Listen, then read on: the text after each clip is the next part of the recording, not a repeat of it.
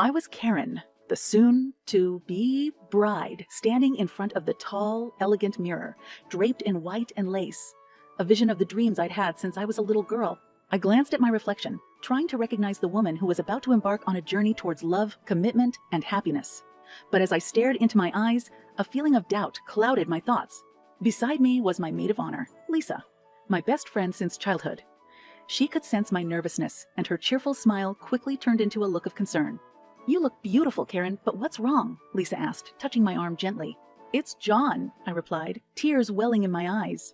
"He's been acting so strange lately, especially today. I don't know what it is, but something feels off." Lisa pulled me into a comforting hug. "Maybe he's just nervous. It's a big day for both of you." "But it's not just that, Lisa. He's been distant, cold, as if he's not even excited about the wedding. What if he doesn't love me anymore?" "Karen, don't say that. You two are perfect for each other. Just talk to him, okay?" Lisa said, her eyes filled with determination. I nodded and took a deep breath, trying to push away my fears. After all, John was the love of my life. We'd met in college and our relationship blossomed into a love story I thought only existed in fairy tales. "Okay, let's go," I said, finally mustering the courage to face the man I was about to marry. As we walked down the corridor towards the chapel, I could hear the soft melodies of our chosen wedding song. I looked for John, hoping to find the man I fell in love with, the man who had proposed to me under the starlit sky, the man who had promised to love me forever. I found him standing near the altar, surrounded by friends and family. He looked handsome in his tailored suit, but his eyes were vacant, his smile forced. "John," I called, walking up to him. "Can we talk?" He looked at me, a brief flash of confusion in his eyes. "Of course, Karen. Are you okay, honey?" I asked, trying to hide the tremble in my voice. "You seem so distant today." "I'm fine. Just nerves, I guess," he said, forcing a smile and glancing away. His words were empty, lacking the warmth I had come to associate with him. I wanted to believe him, but a nagging feeling told me something was terribly wrong. The love, the excitement, the connection we once had seemed to be missing. "John, if there's anything bothering you, please tell me. We're in this together," I said, my voice cracking.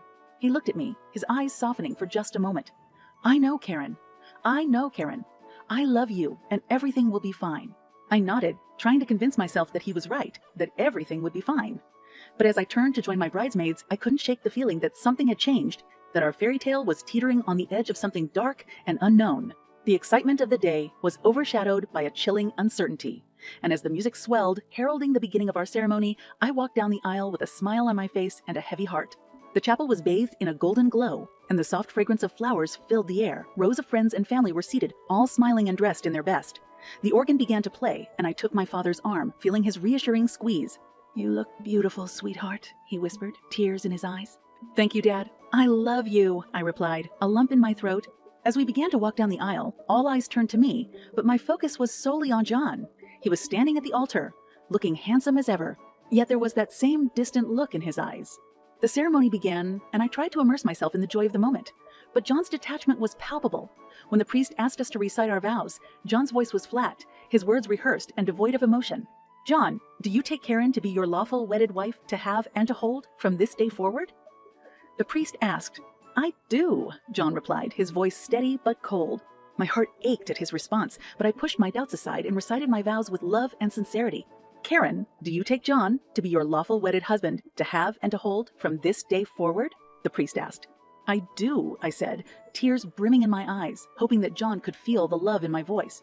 The ceremony continued, and we exchanged rings, but when it came to our first kiss as husband and wife, it was brief, almost mechanical. "Congratulations, you may now kiss the bride," the priest announced. John leaned in, his lips meeting mine, but it was over too quickly. The passion, the connection, the love I expected was missing. Our guests erupted in applause, but I felt a hollow emptiness. At the reception, our dance was equally lifeless. I tried to talk to John, to reach out to him, to understand what was going on. "What's happening, John? Why are you so distant?" I whispered in his ear as we swayed to our chosen song. "Nothing, Karen. Don't worry," he replied, his eyes avoiding mine. "It's just a long day. Let's enjoy it." The rest of the reception was a blur. Guests laughed, toasted, and danced, but I felt disconnected from it all. My mind kept going back to John's behavior, trying to make sense of it. "Are you enjoying yourself?" my mother asked, pulling me into a hug. "I am, Mom, but I'm worried about John. He's not himself today," I confided. "Give it time, dear. Weddings can be overwhelming," she said, offering a comforting smile. I nodded and forced myself to smile, but the nagging doubt wouldn't go away. John continued to act aloof, and though I tried to engage him, his mind seemed elsewhere. As the night wore on, I couldn't shake the feeling that something had fundamentally changed between us. The man I had married was a stranger, and the love we had celebrated felt lost. I looked at John across the room, laughing with friends, but his eyes were empty, his smile forced. I felt a chill run down my spine, a foreboding sense that our life together had started on a note of uncertainty and fear. As the reception came to an end, I realized that the happiest day of my life had turned into a puzzle, a mystery I needed to unravel. But for now, all I could do was hold on to hope and try to understand the man I had just married. We arrived at our exotic honeymoon destination, a beautiful island paradise filled with sandy beaches, clear blue waters, and lush greenery. It was the kind of place where romance was supposed to bloom, where newlyweds could enjoy each other's company, free from the distractions of everyday life. But something was wrong, and it gnawed at me from the moment we landed. "Isn't it beautiful, Karen?" John asked, looking out at the sea from our cabana. "Yes, it's lovely," I replied, forcing a smile. "But you still seem distracted. Are you sure everything's okay?" He looked at me, his eyes guarded, and nodded. "Of course, just a little tired from the wedding. I'm looking forward to relaxing." "I hope so," I said, trying to suppress my growing concern. "I want us to enjoy this time together." We had planned to start our honeymoon by staying in different hotels, going on dates, and finally moving in together at the end. It was supposed to be an exciting and fun way to celebrate our love. Our first date was at a charming local restaurant overlooking the ocean. The table was set with candles, flowers, and a breathtaking view. But as the night wore on, John's behavior remained distant and cold. "You haven't touched your food," I said, attempting to break the silence that had settled between us. "I'm not very hungry," John replied, pushing his plate away. "Maybe it's just jet lag." "John, please talk to me," I begged, my voice trembling. "I feel like I don't know you anymore. What's going on?" He sighed, looking out at the ocean. "Karen, I told you. Everything's fine. Let's not spoil our honeymoon with unnecessary worries." "But it's not unnecessary, John." "I feel it too. Something's not right. Please, let's be honest with each other." He looked at me, his eyes finally showing a hint of emotion. "I'm sorry, Karen. I'm just overwhelmed. I promise it will get better." I reached out, taking his hand, wanting to believe him. "I love you, John. I just want to understand what's happening with us." "I know, and I love you too," he whispered, squeezing my hand. "Let's give it some time." But the next few days only intensified my fears. John's aloofness continued, and our dates felt forced and unnatural. Our conversations were superficial, and the passion that once defined our relationship was gone. One evening, I was ready to meet John at our chosen spot, dressed in a new dress, hoping to reignite the spark between us. I was about to leave the hotel room when my phone rang, and John's frantic voice sent a chill down my spine. "Karen, don't go to our meeting place. Stay where you are," he yelled, panic in his voice. "What's happening, John? What's wrong?" I asked, fear gripping my heart. "I can't explain now. Just trust me. Stay in your room." "I'll call you later," he said, hanging up before I could say another word. Confused and terrified, I did what any worried wife would do. I decided to go to our meeting place anyway. What I found there shattered my world and turned my dream honeymoon into a living nightmare. There, on a bench overlooking the sea, sat my husband with an unfamiliar girl lying on his shoulder. The life we had built together, the love we had celebrated, had been a lie, and I was left to pick up the pieces. My heart broken and my trust betrayed. The scene before me was incomprehensible. John, my husband, with another woman in the very place we were supposed to meet. My mind raced, my heart pounded, and a sickening feeling washed over me. Without thinking, I ran up to them, unable to contain my shock and anger. "John, what is this? Who is she?" I screamed, tears streaming down my face. John's face went pale, and he jumped to his feet, his eyes wide with fear. The girl looked equally surprised, her eyes darting between John and me. "Karen, I can explain," John stammered, his voice trembling. "Explain? Explain what? How you've been lying to me. How you've been cheating on me." I shouted, my voice cracking. "Karen, please, let's talk about this somewhere private," John pleaded, his eyes filled with desperation. "No, tell me now. Who is she? What is going on?" I demanded, my whole body shaking. The girl finally spoke, her voice soft and apologetic. "I didn't know about you." "You didn't know?" I cried, turning to her. "You didn't know that he's been lying to both of us?" She shook her head, tears in her eyes. "I swear, I had no idea." I looked back at John, his face contorted with guilt and shame. "How could you, John?" I never meant for this to happen, Karen, he whispered, tears rolling down his cheeks. I made a mistake. Please, let's go somewhere and talk. I'll explain everything. Explain. What's there to explain?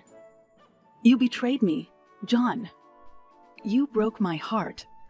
I sobbed, my body racked with pain. I know, Karen, I know, and I'm so sorry. Please, let me make it right, John begged, reaching out to me. Don't touch me, I screamed, slapping his hand away.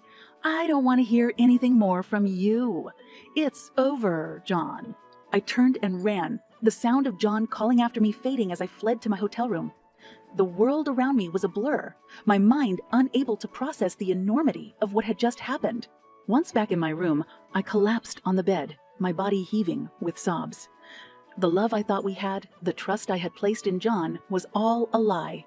Hours passed, and I lay there, numb and broken. My phone rang repeatedly, but I ignored it, knowing it was John trying to reach me. Then, late into the night, my phone rang again, this time from an unknown number. I hesitated, then answered, my voice weak and shaky. Hello, I whispered, fearing it was John again. Karen, it's me, the girl from earlier, the voice said, gentle and sincere. I just wanted to say how sorry I am. I had no idea about what happened, and I feel terrible about what happened. I was silent, my mind still reeling. I know this is hard, but I think we can help each other, she continued. John has been lying to both of us, and I think we should get back at him. Are you interested? My heart skipped a beat, a spark of anger igniting within me. John had betrayed us, and he deserved to pay for it. What do you have in mind? I asked, my voice firm and determined. Her response set the wheels in motion for a plan that would bring John to justice and give us the revenge we so desperately craved. The chapter of betrayal had been written, but the story was far from over. The next morning, I met the girl, whose name was Lisa, at a secluded cafe. The awkwardness of our initial encounter had subsided, replaced by a shared determination to make John pay for his deception. Lisa looked at me sympathetically, her eyes filled with understanding. Karen, I can't tell you how sorry I am. When I found out he was married to you, I was as devastated as you were. It's not your fault, Lisa, I said, my voice softening. He lied to both of us, but now we have a chance to make things right. Lisa nodded, her face resolute. I agree. He can't get away with this. We need to make sure he understands the consequences of his actions. We will, I promised, my mind focused on the task ahead. We spent the next few hours discussing our plan, the details carefully thought out to ensure its success. John's got no money right now, Lisa explained, leaning forward. He's relying on me to fund this trip. He thinks I'm rich, and I've been playing along. I looked at her, intrigued. And the plane ticket? He keeps it in his suitcase, Lisa replied, a sly smile on her face. He's so careless, always leaving it unattended. We could easily take it and leave him stranded here. It's a bold move, I said, considering the idea. But he deserves it. He needs to feel what it's like to be abandoned and betrayed. Exactly, Lisa agreed, her eyes flashing with determination. And we need to do it carefully, without him suspecting anything. We continued to refine our plan, each step meticulously planned to ensure John would never see it coming. We decided to pretend that everything was fine, lulling him into a false sense of security. That night, I met John for dinner, acting as if nothing had happened. It was one of the hardest things I had ever done, pretending to love him while knowing what he had done. Karen, I've missed you, John said, his voice filled with fake concern. I've been so worried. I know, John, but I'm fine now, I lied, forcing a smile. Let's just enjoy our time together. He smiled, relieved, believing that he had fooled me. But I knew the truth, and I was ready to make him pay. The next day, Lisa and I put our plan into motion. We waited for the perfect moment when John was out, distracted by some tour or activity. Are you ready for this, Karen? Lisa asked, her hand on the doorknob to John's hotel room. I am, I said, my voice firm. He deserves everything that's coming to him. We entered the room, found the ticket, and carefully disposed of it. Every step was executed with precision, and we left no trace of our presence. With the ticket gone, we booked our flights home, leaving John stranded and penniless in a foreign country. We did it, Lisa said, her eyes shining with triumph as we sat in the airport lounge, waiting for our flight. We took control of our lives, and we showed him that he can't play with people's hearts. We did, I agreed, feeling a sense of closure and empowerment. We got our revenge, and now we can move on with our lives. Our plan had been a success, and John's betrayal had been avenged. But as I looked out at the runway, I knew that this was just the beginning. The next chapter of my life was about to begin, and I was ready to embrace it with open arms. The day of our departure arrived, and Lisa and I were filled with a mixture of excitement and nervous anticipation. Our plan had been set in motion, but we knew that the execution had to be flawless. Lisa met me in my hotel room, her eyes wide with determination. "Today's the day. Karen, are you ready?" I nodded, my hands trembling slightly. "I am. Let's do this." We had carefully orchestrated our movements, ensuring that we would avoid any chance encounters with John. The timing had to be perfect, and every detail had to be accounted for. As we made our way to John's hotel, Lisa looked at me, her face filled with empathy. "How are you holding up? I know this must be hard for you." "It's not easy," I admitted, my voice thick with emotion. "But I know it's the right thing to do. He hurt us both, and we can't let him get away with it." We reached John's hotel, our hearts pounding as we entered his room. We knew where he kept his ticket, and we had to act quickly. "Here it is," Lisa whispered, pulling the ticket from its hiding place. "We've got it." I looked at the ticket, a symbol of John's betrayal, and felt a surge of anger and resolution. "Let's do it." We carefully disposed of the ticket, leaving no trace of our presence. Our plan was in motion, and there was no turning back. As we left the hotel, I looked at Lisa, my eyes filled with gratitude. "Thank you, Lisa.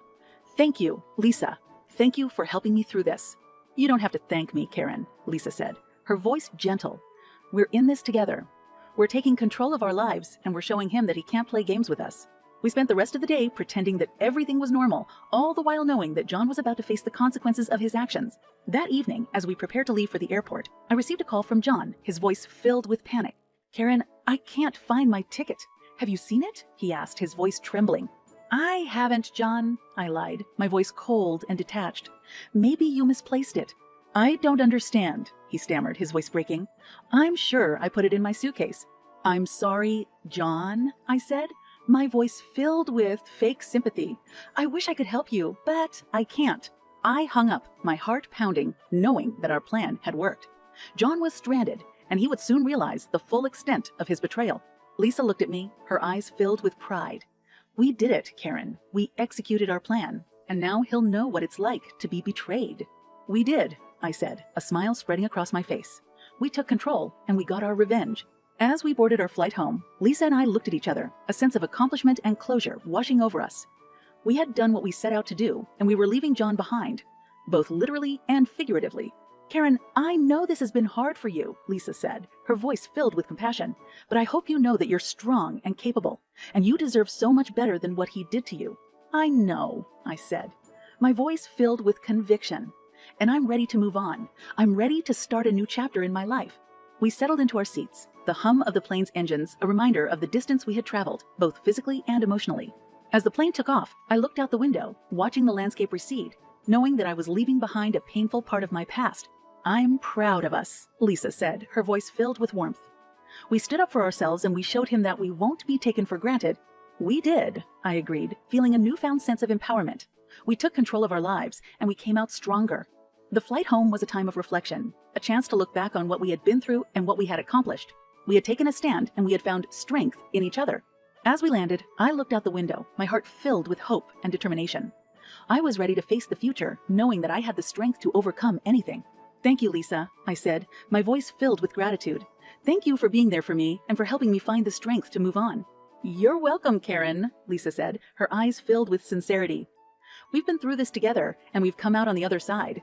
I'm here for you, always." We disembarked, our steps filled with purpose and resolve.